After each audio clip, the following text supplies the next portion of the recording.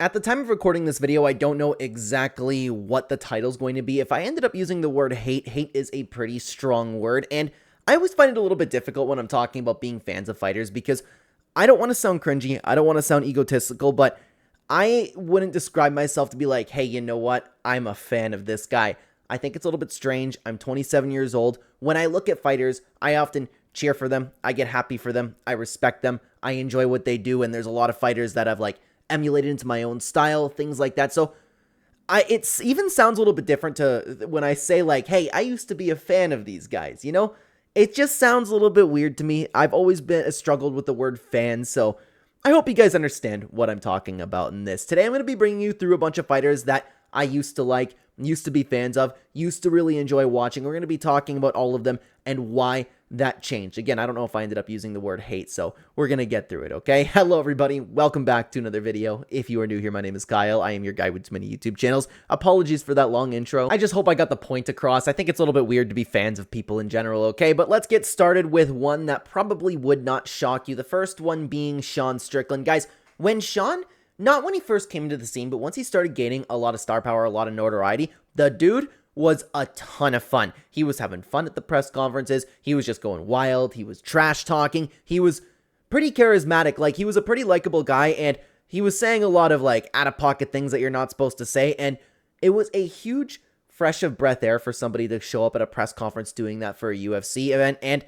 he was easy to cheer for. He was a guy, it's I'm going to come in there and we're going to go to war. But the more I've seen Sean Strickland claim that he's going to bleed for us, claim that he's going to go to war, and actively does not in jabs and teeps, from seeing the way that he's been I just don't like the big broing of all the influencers. Don't get me wrong, he's definitely tougher than a bunch of them. It's just, he walks around talking about how much he hates influencers, but you can just tell that he obviously at this point in his career is an influencer. He loves the stardom. He loves the fame. I'm not it's a little bit off-putting to me now. I don't like that we're constantly advertised, just like with Israel Adesanya, that we're going to get a fantastic fight. It's going to be the greatest thing of all time.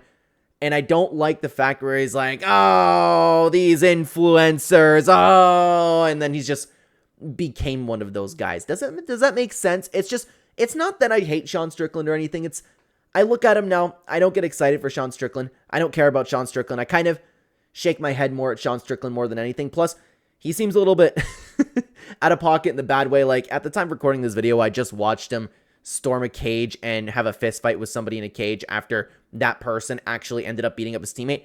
I don't like that type of stuff, and I don't think he's the greatest guy in the world, okay? So Sean Strickland, he ended up losing me as a fan, and that's what I'm talking about, man. It's so difficult. I hate using that word. I hope you guys understand what I'm talking about, but I'm going to keep doing it, okay? Let's continue on. Conor McGregor. Guys, when Conor McGregor ended up coming onto the MMA scene, when he first busted on, he was so inspirational. I loved the martial arts attitude. I loved the attitude towards life. And now all I see from Conor McGregor are sad edits. The one that always stuck out to me was, partying is weakness for the soul, my friend. I try to avoid it, and then it just cuts to him doing what he's doing. I don't like that he's just getting in random fights with people. I don't like the person and you know what? He's very successful. That's awesome. The person that I saw busting into the scene, ultra motivated, and that motivated me from a back seat. I'm dude, this guy is so cool. I am so happy for him. That's awesome what he's doing. And then I was cheering for him to continue to get all of that success because he was a very humble guy. He was well-spoken, intelligent, everything. Now Conor McGregor is just an angry drunk. I know he's still majorly successful, and I don't mean to dog on him in that sense. He's more successful than I'll probably ever be in my entire life, but you get the point. The guy that I was a fan of when he first came around is no longer present. Plus, I know that it's probably a thing with all famous people, to be honest with you, but I don't like the constant disrespect I see towards his family and his wife, posting the girls and all of the things that we're seeing with him, obviously. Instead of being at home, being a participating father, he's out doing drugs and banging a bunch of women. That's not the guy that I respected. That's not the guy when he first busted in the scene I became a fan of. So Conor McGregor, unfortunately, also did lose me as a fan. Let's continue on. A little bit similar to Conor McGregor, not in the sense where it's the same kind of thing happened, but these two are tied together. Nate Diaz. He was so much fun when he was unknown. When this dude fought Conor McGregor and he became a star, it's like he took that. And here's the problem, Lo. It's because Nate just kind of amplified how he was. When Nate was unknown and he was just like Nick Diaz's brother, he came in, he scrapped, he stuck the finger out. He was sick. But then he kind of just, I don't know if you guys are feeling the same way, but it seems like he kind of not quite went the Sean Strickland route about it, but Nate walks around. Nate knows everybody loves him. Nate knows he's like the coolest person in the world. And I hate that Nate adopted this entire attitude of the Diaz fans. And it might be because it's the Diaz fans and it's not Nate himself and he just adopted this attitude. But I hate the thing where he pretends like he doesn't care. Like we're going to talk about Kevin Holland, guys, where he pretends like he doesn't care because he's getting outclassed. I hate when fighters do that. And he's just like, yeah, I'm too cool. No biggie. I'm going to point in Leon Edwards' face. He knows he can't win a fight, so he wins people over by doing that, and he's more worried about his image of looking so sick. When Nate was unknown, he was hilarious. He actually tried in fights, and he was a better fighter. He obviously trained harder. Now Nate just kind of comes into the octagon for a paycheck, and I mean, like, that's what everybody wants to do, but it's not the same guy. It's not the same guy that I really enjoyed watching. So Nate Diaz also lost me as a fan. Continuing on, same kind of deal, Kevin Holland. You know, I was always actually, like, Kevin Holland was one of the guys that I really, really, really loved to support because he'd pick up the phone, he'd say yes to the UFC, and I love an easy, like, company man. He comes on, he gives the entertainment, but then we had the whole 45-70 thing, and that actually turned me off a little bit because he was so rude and disrespectful there, but you know what? It could be a one-off, okay? But he's doing the same thing that I was just talking about with Nate Diaz, where he keeps talking about how he doesn't care. He keeps going into the octagon every once in a while like he doesn't care. And it's off-putting because it's in this, I should have said this about Nate Diaz, it's like insulting to my intelligence. Like, yeah, right, you don't care about the belt. I'm watching you get outclassed. I know you are, and I know that you are not able to, cope with your own mediocrity and the fact that you can't beat somebody up. So it's insulting to my intelligence watching this where it's like, yeah, I don't give a fuck about the belt. Like, he's acting way too cool for it. I don't like it, but in his last couple performances, he's been hopefully, switching that back around. But Kevin Holland, he's been like, he hasn't lost me yet, but Kevin Holland is currently losing me. Okay, let's continue on. Ronda Rousey. Guys, I loved Ronda as champion. She was fun, and I never really liked Ronda for the person that she was. Ronda always was kind of like bullheaded, aggressive, mean, but she was so entertaining. And again, I love the company person that she was. I love that she was grateful for the UFC. Something that I believe is that a lot of these fighters need to be more grateful for their opportunity. I know I'm going to get heat for that in the comment section down below, but I love when fighters are so thankful for that, and that makes me want to cheer for them a little bit more. That's why Kevin Holland was somebody that I was cheering for too. But she was fun to watch. She brought some life into the WMMA division. But oh my God, what a horrible sore loser after the Holly Holm thing. And that we're still hearing about it, and to this day, when did that happen? Ballpark 2011. It wasn't that long ago, but you get my point. Somewhere like that. Oh my God, we're still hearing about it? It's because I fell down a set of stairs and I couldn't sleep and I had a concussion. Like, no, you lost to Holly Holm. What a horrible sore loser. Oh my God. And she didn't just lose me. She lost a lot of people, okay? Let's continue on. Jorge Masvidal. I feel like, and I didn't know this, I feel like there's a little bit of a theme through a lot of these fighters that have that have been strolling through, okay, guys?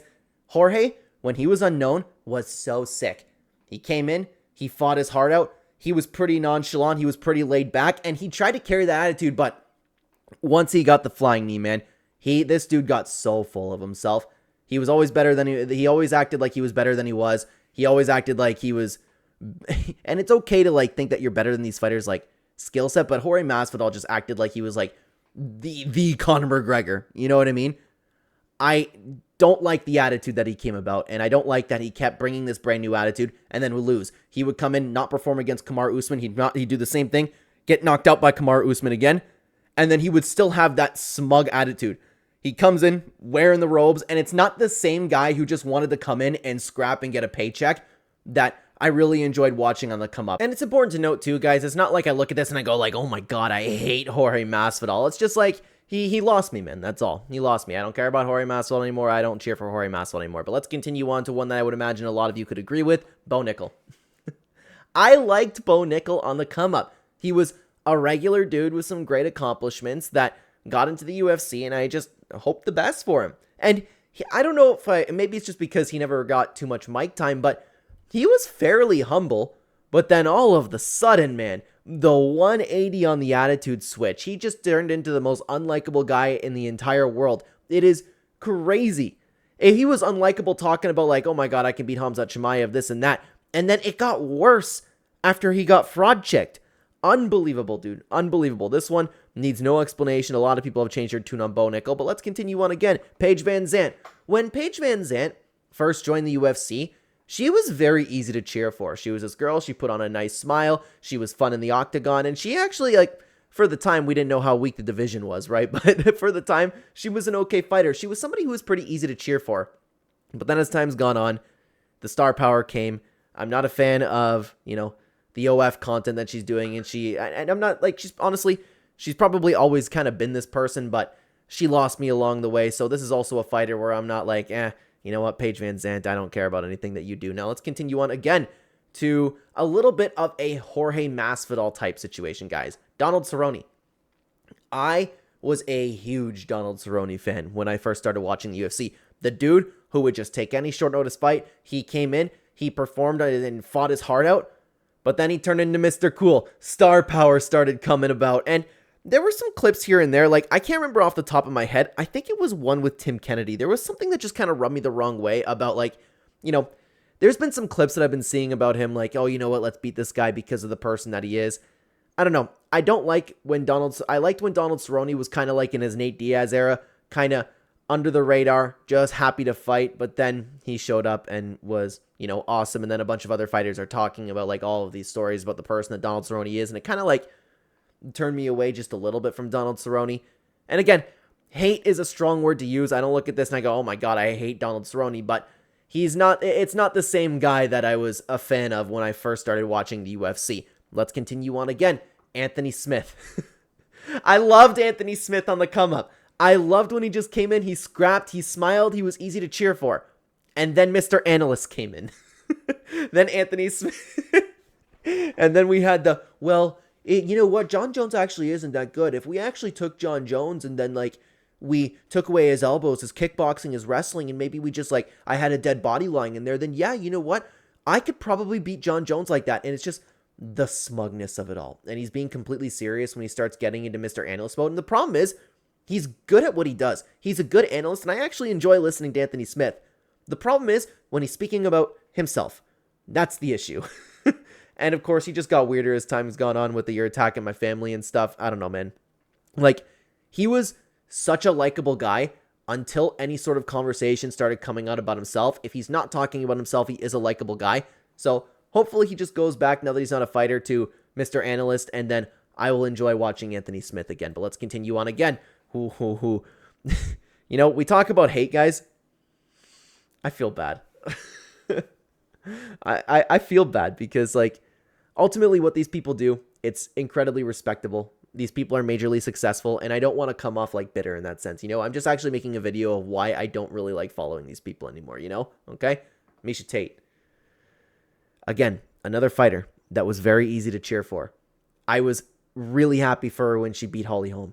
I wanted her to beat Amanda Nunes. But all of the sudden, this girl kind of like leaves the sport for whatever extended period that she ended up taking off. She came back as like the most smug fighter that I've ever seen in my entire life. She talks now, if you listen to Miesha Tate talk, she talks like she's this like legend of the sport, better than like anything Ilia Topuria has recently accomplished. And I know like that stuff doesn't come out of her mouth, but it's just the demeanor, dude. She talks like she is the greatest fighter of all time. She has all of this martial arts experience, and then she enters that octagon and it's the worst fighting you've ever seen. You're like, okay, dude, I just know a 15-year-old could beat you. Like, you know what I mean? It is crazy, and I don't know where that attitude came from. Like, it's just the 180 for Miesha Tate was crazy too. Just like, who are you? All of a sudden, it just completely shifted. So Miesha Tate, I am totally good, man. But let's continue on to the next fighter. Chris Curtis, another fighter, easy to cheer for. Dude, when Chris Curtis first came onto the scene, my mom and I, for those of you who don't follow the channel, I typically watch UFC with my family and if not my friends. My mom and I always cheered for Chris Curtis once he came onto the scene. He's this guy, he came in, he performed well, he was fun to watch, and his smile and his energy was all there, and like his interviews with Joe Rogan, he was so happy to be around. The dude was sick. Like he was somebody that I actively wanted to cheer for. I'm like, dude, I really, really like your attitude. But then we had the moments of him flipping out in the cage. We have the moments of him freaking out on people like it's Sean Strickland. We have the moments where all of a sudden Chris Curtis is having yet another temper tantrum. It's just, unfortunately, it's just his persona inside the octagon. His real personality kind of comes out, and his real personality isn't what I saw when he first started coming to the UFC, getting those octagon interviews, excited to be part of the organization. So, unfortunately, I don't love Chris Curtis, like when he starts to lose fights and throws a temper tantrum and that type of thing. It just kind of turns me away. But Chris Curtis, man, my mom and I cheered for this guy so much. We really, really always loved watching Chris Curtis, man. But it's unfortunate. It's unfortunate. He just couldn't keep it up, man. All he had to do was just continue smiling the way that he always did, right? Let's continue on to the next fighter, Leon Edwards. A little bit more of a Misha Tate scenario like I'm talking about, where all of the sudden, and okay, it's tough because like I say all of a sudden, but it's after he became champion. But even before that, he was a little bit like this. It's just like, I didn't like, first of all, what he did to Bilal Muhammad, where we had to listen to him whine and cry about a title shot the entire time, and then he's like, Bilal doesn't deserve a title fight. I want to fight Jorge Masvidal, whatever he was saying. But other than that, he walks around, and I can say the same thing as Misha Tate. He walks around like he's just like better than everybody. And it's difficult to talk about that because when you're a UFC champion, you like kind of technically are. But I mean, like, the way that I think I want to say it is, it's like he values his human life more than everybody else's, if that makes sense. You can just see it from like when he's walking around, you can just kind of sense it, That might have been knocked on. He might have not been knocked down a couple pegs now that he's lost a few fights, but it really, really rubbed me the wrong way, man. I did not enjoy the Leon Edwards title reign. And I was like, oh, come on. I just hope somebody beats him. But again, with all these fighters that I'm talking about, like, I don't like actively like hate watch them or anything. It's just fighters that I used to be a fan of, fighters that I used to like, and fighters that I used to support. And that's why I kind of changed my tune. If you want to continue talking about my favorite fighters of all time and why, then check out this video right here. I would love to have you guys over there. Thank you very much for watching, everybody. Take care, guys.